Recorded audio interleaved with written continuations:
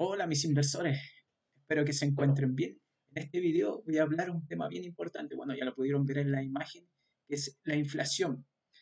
Pero al final del video voy a hablar algo que les va a llamar la atención, es cuándo conviene invertir según el nivel de inflación que se presente. ¿Y qué es la inflación? Primeramente, comencemos con eso. La inflación es una variación de precios tanto al alza como a la baja según un tiempo determinado. Hay bajas también en la variación de precios, pero eso es bien raro y bueno, hay países que han presentado ese tipo de casos. Pero antes quiero mostrar un ejemplo que les va a llamar la atención. Bueno, a los que son aquí chilenos les va a llamar la atención y los va a recordar bastante. Vamos a ver, no sé si se acuerdan de este lado, el chocolito. Y bueno, quería ponerles este ejemplo para que vieran cómo eh, afecta la inflación en un determinado tiempo. Por ejemplo, no sé si recuerdan que ya en el año 2001 el chocolito estaba a 100 pesos, luego ya en el 2006 subió a unos 250, en el 2010 350 pesos, en 2016 ya unos 590 pesos, el 2020 690 y el año pasado ya estaba rondando en unos 950. En esta imagen traté de buscar eh, esa variación de precios. Algunas imágenes me salían borrosas, así que le apliqué inteligencia artificial, pero averiguando están dentro de esos rangos de el 2001, 100 pesos y así. Bueno, el que tenga algún recuerdo o se acuerde de la variación de este precio ahí, me deja en los comentarios, pero creo que esta es como la variación que se dio durante este periodo de tiempo. Y esto es, quería darle este ejemplo para que vieran cómo es la inflación, la variación de precio. Imagínense, 2001 estaba a 100 pesos y ahora, el año pasado, presenta su valor a 9,50. Y esto es lo que sería la inflación exactamente, una variación del precio en un tiempo determinado. El 2001 100 pesos y aquí 2025 ya 9,50. Pero veamos cómo también puede afectar esta inflación en el poder adquisitivo cuando uno tiene una cierta cantidad de dinero. Miren, este otro ejemplo que quise colocarles, y esto va directamente relacionado con el poder adquisitivo que se pierde cuando uno tiene el dinero detenido, sin ahorrar, sin invertir, sin hacer nada con el dinero. Supongamos que tenemos 10 millones de pesos y con una inflación de un 3%, que es una inflación moderada, por decirlo así, ¿cuánto tiempo pasa para que pierda su poder adquisitivo? Y como podemos ver, ya en 23 años se pierde más de la mitad del poder adquisitivo de tener 10 millones sin invertir, sin ahorrar en el tiempo. Ya la mitad, en 23 años, ya pierde la mitad de su poder adquisitivo. Ya en 40 años quedaría casi en 2 millones, bueno, quedan en 2 millones 957,123. Pierde bastante su poder adquisitivo durante el tiempo. A lo mejor esto se ve gradualmente, de a poco se ve que se está perdiendo su poder adquisitivo, pero ya al pasar el tiempo se ve que se pierde bastante el poder adquisitivo de este dinero. Por eso es importante no tener el dinero debajo del colchón, que a muchos tienen esa filosofía del dinero. No es una cosa de que tenerlo guardado forever, pero sí si uno tiene, por decirlo así, el dinero guardado para el caso de emergencia, tenerlo guardado debajo del colchón, como podemos ver, no es una buena alternativa, no es un consejo racional que podamos tomar. Lo importante es tenerlo guardado y como les estaba mostrando en este ejemplo, es solamente con una inflación de un 3%. Supongamos ahora con una inflación de un 4, de un 5%, ¿cómo se perdería el poder adquisitivo del dinero? Y hoy actualmente se está proyectando una inflación de un 4,6, 4,2%. Ya el poder adquisitivo se perdería bastante más rápido. Con un 3% ya miren la velocidad que pierde poder adquisitivo el dinero. en muy poco tiempo, ya en 23 años, ya pierde casi el 50% de su valor adquisitivo. ¿Qué decirlo con un 4 y un 5%? Así que eso es lo importante. Bueno, ya con esta imagen ya uno queda bastante claro de lo que las consecuencias de tener el dinero detenido sin invertir, sin hacerlo trabajar, el problema que se puede generar. Así que esta imagen es bien ilustrativa de eso. Miren, otra información bien importante está relacionada directamente con la inflación. Y este fue un estudio que realizó el Centro de Estudios de la Universidad Católica junto con el Banco Falabella, y el título se llama La radiografía de la educación e inclusión financiera en Chile, donde se hizo, bueno, el estudio de cuánto conocimiento tiene la gente sobre educación financiera. Esto fue realizado el año pasado. Y vamos viendo, mire, primero, quería mostrar esto, lo cual muestra en este gráfico la nota que la gente creía saber de educación financiera. Considerando una nota de un 1 de un 0 a un 5, la gente percibía de que ellos manejaban más o menos de información un 3,1 a 1, se sacaban la nota de lo que sabían de educación financiera. Pero la conclusión que sacó al final este estudio es que la mayoría de la gente solamente tiene conocimiento en una nota de un 1. Es decir, que la gente se percibe que sabe mucho de educación financiera, pero realmente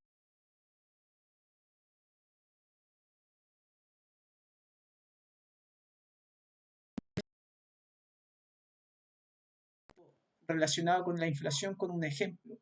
Y se los quiero preguntar a ustedes, a ver si responderían bien. Dentro del estudio, bueno, se hicieron eh, 5 preguntas y la primera pregunta está relacionada directamente con la inflación. Supongamos, dice aquí, suponga que usted tiene dinero invertido en un fondo que gana un interés de un 5% anual. Si la tasa de inflación es también de un 5 anual, después de un año, el valor real de su inversión sería, primera alternativa, mayor que al inicio. Segundo, igual que al inicio. Tercera, menor que al inicio. Cuarta, no se puede saber. Cinco, no sé. Y bueno, la última dice, no responde. Bueno, ustedes, ¿qué responderían según esta pregunta? Bien, yo les quiero comentar, dar un ejemplo según esto, no le voy a dar la respuesta, pero sí comentar para que ustedes me digan si convenía o no. Porque hace poquito yo llamé a un banco preguntándoles sobre cierta cosa en específica y la ejecutiva me quería vender una cuenta corriente. Y como gran promoción, ella me decía que esta cuenta corriente me iba a generar un interés de un 3%. Un 3%. Y como les mencioné anteriormente, se proyecta una inflación de un 4, un 4,5 aproximadamente. Les pregunto a ustedes, ¿me hubiera convenido haber sacado esa cuenta corriente? Interesante, ¿eh? Interesante saber este tipo de información porque con eso nosotros sabemos cuánto es lo que tenemos que exigirle a una cuenta, a un banco que nos quiere dar algún tipo de promoción. Pero vamos ahora, por ejemplo, a otra información interesante que realizó este estudio, que esto es aparte de la inflación.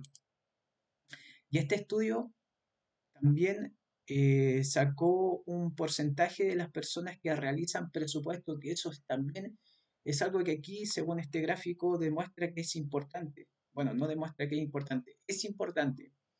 Y sacó aquí, este gráfico demuestra, por ejemplo, aquí en esta línea azul, el porcentaje de las personas que manejan presupuesto.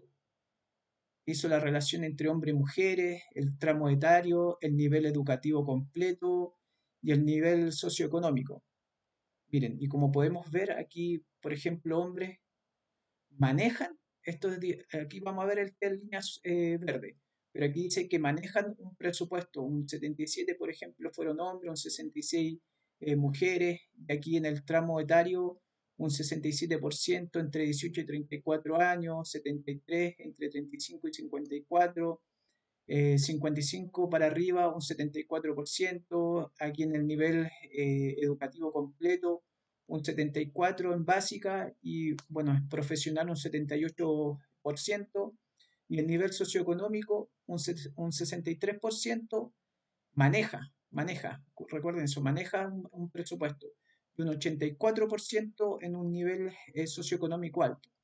Pero en esta línea verde dice qué cumple, cuánto porcentaje cumple en su presupuesto. Es decir, que uno si se presupuesta gastar cierta cantidad de dinero, ¿cuántos lo cumplen? En hombres se puede ver que un 41% y en mujeres 21%. Pero miren, vámonos a la parte importante. Miren, el nivel socioeconómico, el nivel educativo, diga, por ejemplo, nivel básico, solamente un 25% cumple su presupuesto, pero ya a nivel profesional es un 44%, es decir, que muchos cumplen al nivel educativo completo, el profesional, el presupuesto que ellos se establecen. ¿Y qué decir del nivel socioeconómico? En bajo, un 19% solamente cumple el presupuesto que ellos se plantean. Y en nivel más alto es un 52%, ya es bastante en comparación con el nivel bajo. Miren, un 19% en comparación a un 52%. Es decir, que las personas con un nivel educativo completo profesional y un nivel socioeconómico alto realizan presupuestos y además los cumplen en comparación a un nivel educativo básico y a un nivel socioeconómico bajo. Bien interesante este dato para tenerlo en cuenta porque muchos eh, se quieren comparar con los niveles educativos altos y un nivel socioeconómico alto en cosas que tienen, pero en esto también hay que igualarlos, es decir, en lo que se hacen presupuestos y los cumplen. Pero sigamos. Y bueno, ahora vamos por este dato interesante que yo les decía de cuándo conviene invertir según el nivel de inflación que se posee. Bueno, y este es el dato más interesante que se puede obtener, bueno, que vamos a obtener aquí dentro de estas láminas, y es cómo afecta la inflación al nivel de recesión. Y este fue un estudio que se realizó desde 1928 al 2020 y se fue categorizando según quintil. En el primer quintil, como podemos ver, es un nivel de inflación de un menos 10,3 a un 0,9. Esto es deflación, es decir, que el precio de los productos, como habíamos visto del chocolito, en vez de subir, bajan. En el quintil 2 podemos ver que es un rango de un 0,9 a un 2%. En el quintil 3 es de un 2 a un 3. En el quintil 4 es de un 3 a un 4,7. Y en el último quintil es de un 4,7 a un 18,1 de inflación.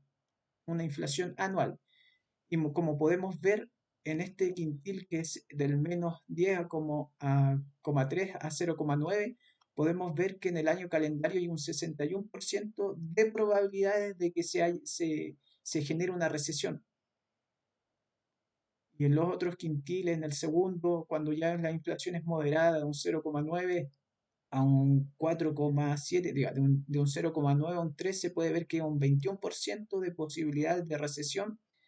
Ya qué decir de un 3 a un 4,7, hay un 16% de probabilidades que se genere una recesión, según un estudio tomando desde el año 1928 al 2020. Un 16% de casos se dieron de inflación en un tramo de un 3 a un 4,7. ¿Y qué decir de un 4,7 a un 18? Ya es una inflación galopante, una inflación bastante alta. Es un 44% de posibilidades de recesión. Entonces los extremos de un 10,3 a un 0,9 es muy alto, un 61%, y un 4,7 a un 18,1 es de un 44%. Pero ahora vamos al dato interesante que yo les había mencionado desde el principio. ¿Cuándo conviene realmente invertir según el nivel de inflación que se presente? Bueno, y este es el dato más interesante, y va en relación directamente con el cuadro anterior, donde habíamos visto los quintiles y la variación de precios, tomando en cuenta desde el año 1928 hasta el 2020. Y en este cuadro muestra cuál ha sido la ganancia real del S&P 500. Como podemos ver, bueno, en este cuadro de aquí, en los quintiles extremos, en el primer quintil y en el último quintil se puede ver de que hubo pérdidas en el S&P 500 esa referencia de que en esos periodos de tiempo, en esas variaciones de tiempo, no conviene invertir, pero ya considerando los quintiles 2 al 4, podemos ver de que hubo ganancias, periodos de tiempo, porque aquí igual hubo ganancias, pero hubo más periodos de tiempo donde el S&P 500 generó ganancias. Por ejemplo, aquí en el quintil número 2, eh, anualizado, el S&P 500 tuvo una variación, una ganancia real de un 13,4. Aquí en el quintil número 3 tuvo una ganancia real de un 11,1 y en el último tuvo una ganancia real de un 7,1%.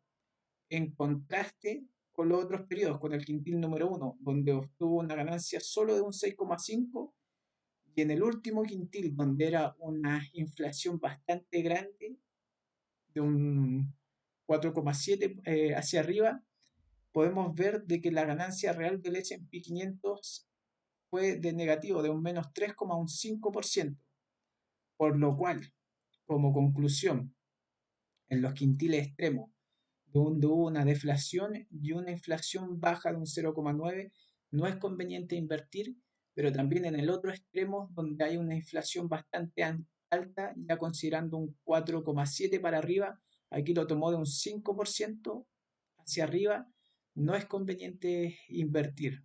Solamente en los rangos de un 0,9 hasta un 4,7 podemos ver de que la ganancia real del S&P 500 es favorable.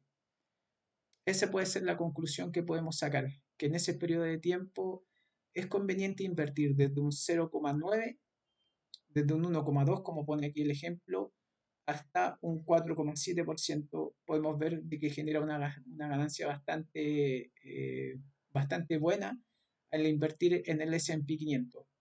Espero que este video les haya gustado. Dejen abajo sus comentarios si les pareció interesante esta comparación entre la inflación y la ganancia real del S&P 500 o alguna pregunta que les haya llamado la atención.